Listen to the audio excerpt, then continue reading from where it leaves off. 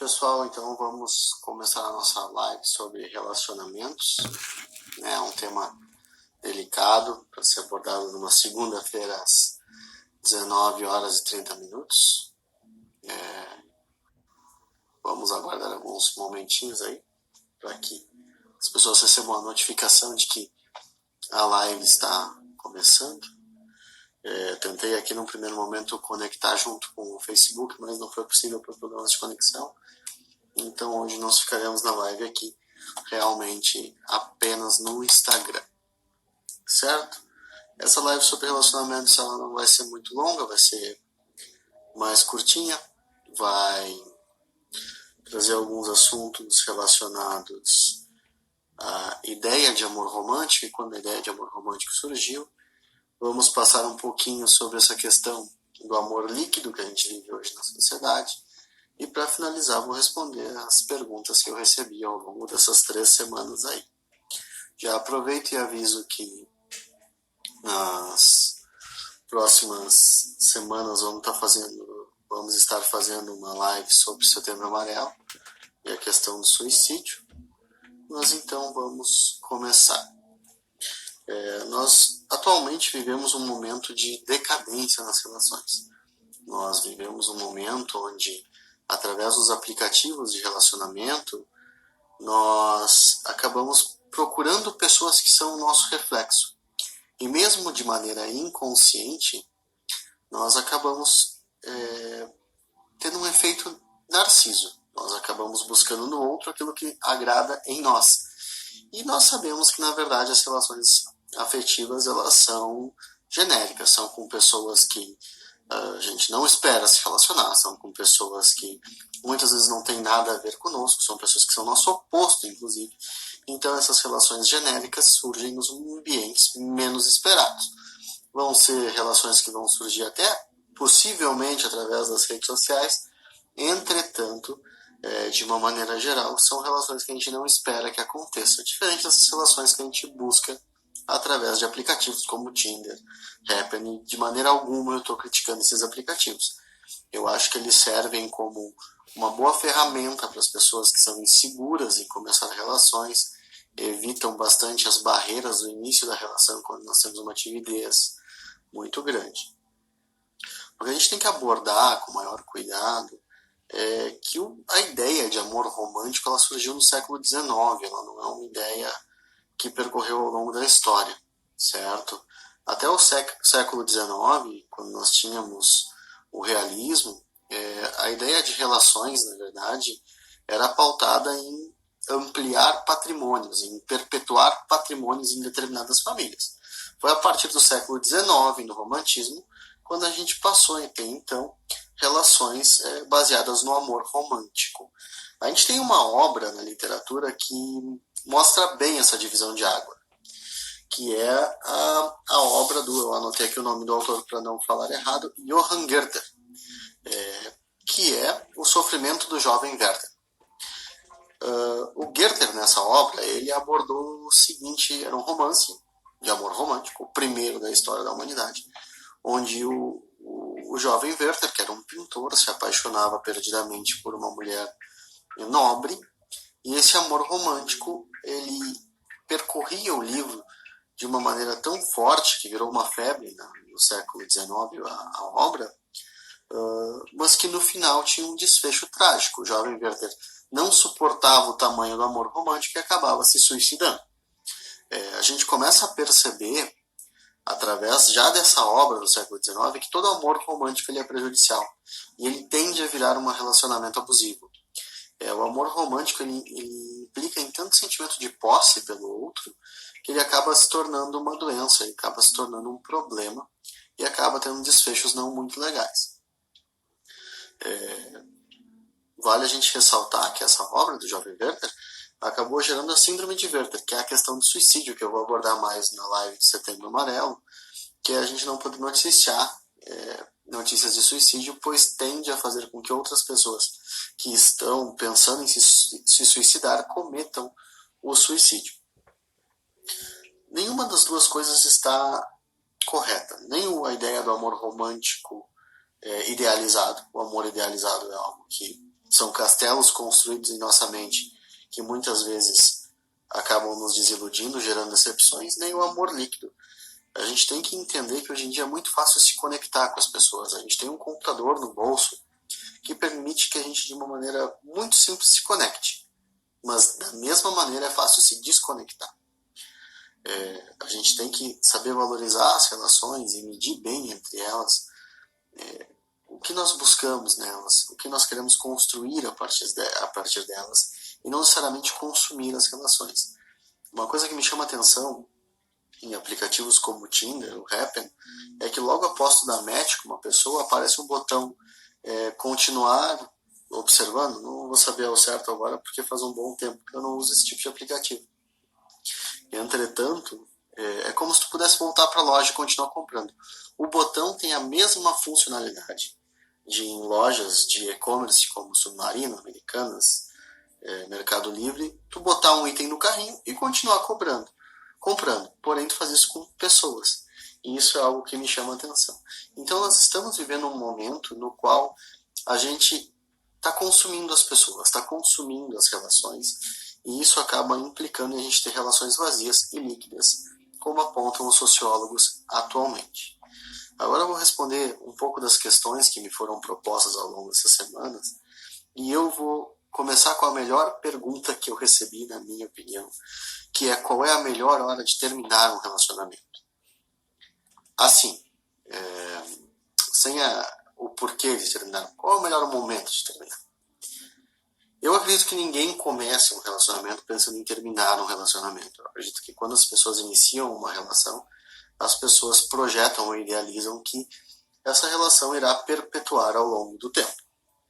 Entretanto, nós temos que observar que relações têm que ser saudáveis.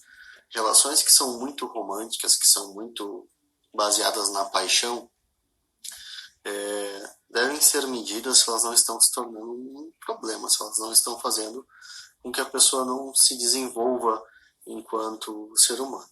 Eu não conseguiria colocar qual é o momento ideal para terminar uma relação, a menos que eu tivesse o objetivo pelo qual eu preciso terminar ela, certo? Uma outra pergunta muito legal que eu recebi do meu amigo Denilson foi se achar, escolher, desenvolver e manter um relacionamento saudável. Como achar, escolher e desenvolver um relacionamento saudável? Eu acho que isso é uma pergunta que a gente pode trabalhar bastante. Como eu falei anteriormente, as melhores relações, ou as que a gente considera de uma maneira mais saudável, são as relações genéricas, as que a gente não espera que aconteçam, as que acontecem através do acaso, com pessoas que a gente não espera, com pessoas que não são o nosso reflexo, que são o oposto de nós, mas que nem por menos não nos completam. Eu acredito que a melhor maneira de desenvolver e manter um relacionamento saudável é a busca constante por objetivos em comuns. Então tu está dizendo que eu devo ficar com a pessoa por um interesse, ou muitas vezes o objetivo em comum é os filhos, eu devo ficar com a pessoa por causa dos filhos? Não nesse sentido.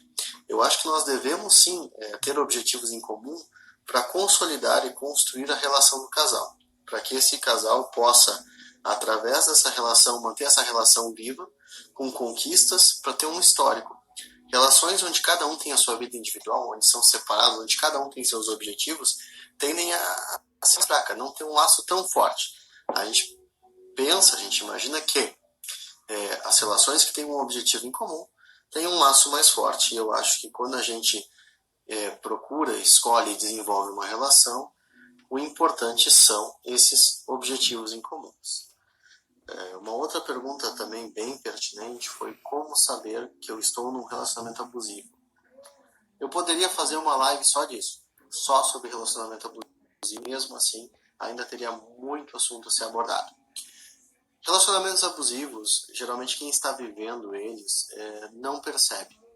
Por mais que alguém alerte, que um amigo alerte, a pessoa só vai se identificar com o relacionamento abusivo no momento que ela perceber uma outra pessoa vivendo por aquilo e os danos desse relacionamento abusivo. A gente, como pessoas saudáveis que estão fora da relação abusiva, nós podemos mostrar para outra pessoa que ela não está numa relação saudável. Mas o despertar, o perceber a relacionamento abusivo é uma caminhada dela, é uma jornada dela, e muitas vezes a gente acaba sendo engolido pela relação, pois como eu falei no início da transmissão, amores idealizados, amores românticos, tendem a se desenvolver para um relacionamento abusivo. Por sentimento de posse, ciúme, por comportamentos, muitas vezes que nós pensamos que estamos protegendo o outro, mas na verdade são abusivos e a gente está limitando a liberdade do outro. Uma outra pergunta muito bacana foi sobre se o casamento, tanto no cartório quanto na igreja, influencia na relação, certo? Eu acho que isso vai muito de casal para casal. Eu vejo que alguns casais lidam muito bem com a situação de não terem nada formalizado a nível de relação, se juntar, como a gente diz hoje em dia, né? E conseguem conviver de uma maneira bem com isso. Por outro lado, eu vejo que para alguns casais essa formalização da união é essencial para o desenvolvimento dela. Gera uma espécie de segurança para a relação que permite com que o outro se sinta seguro, certo? Se sinta seguro e através dessa segurança venha se entregar mais na relação e desenvolver essa relação melhor, com mais força.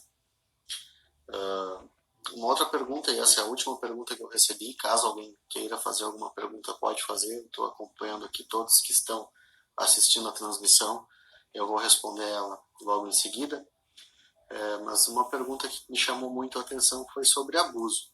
Eu botei na pauta que haveria uma live sobre relacionamentos, no mesmo instante uma pessoa muito querida por mim me mandou uma pergunta sobre abuso, se o abuso na infância vai gerar impacto em relacionamentos na vida adulta. Mais uma vez, esse é um tema que daria uma live inteira, é um tema delicado e é um tema que é muito difícil de conseguir falar porque cada caso é de uma maneira individual. Existem vários tipos de abuso, existem vários tipos de consequências de abuso e eu vou falar de uma maneira mais genérica. Quando existe algum caso de abuso na infância, é muito natural que a pessoa naturalmente desenvolva um instinto de agressividade. Esse instinto de agressividade é uma autoproteção para que esse abuso não volte a se repetir. Então é natural que existam consequências não só em relações amorosas, mas em relações de amizades, no trabalho, consequência desse abuso. Consequência dessa agressividade que a pessoa vestiu como máscara para se proteger dos abusos que ela sofreu anteriormente.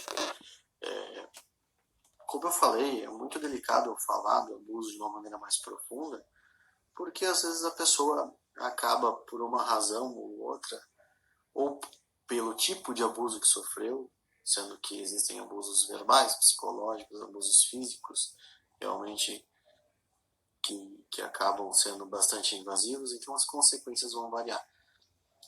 De uma maneira geral, a gente pode falar que o principal indicador vai ser a agressividade. Essa agressividade vai ser uma barreira. E qualquer outra derivação que venha desse abuso, é legal que a pessoa procure um acompanhamento, um aconselhamento terapêutico com um profissional psicólogo ou psiquiatra, para que ele possa aprofundar um pouco mais a história pregressa dessa pessoa, o abuso que ela sofreu, a partir daí identificar as barreiras que ela mesma desenvolveu, para que ela possa vir a ter relacionamentos saudáveis. Certo? Então hoje essa foi a primeira live sobre relacionamentos, eu vou deixar ela salva aqui. Vou tentar colocar ela no Facebook, não sei se eu vou conseguir porque eu nunca fiz isso. A próxima transmissão deve ser dentro de 1 ou 2 semanas sobre o Setembro Amarelo, que é um assunto que a gente tem que conversar. Sempre está em pauta a questão do suicídio. Eu agradeço todas as pessoas que ao longo desses poucos minutos entraram aqui e olharam um pouquinho, alguns minutos desse vídeo. E é isso, eu desejo aí um bom mês de setembro, que está começando oficialmente agora no dia 10, pós-feriadão, e que todo mundo tenha uma boa noite. Então é isso, muito obrigado e um abraço aí no coração de todo mundo.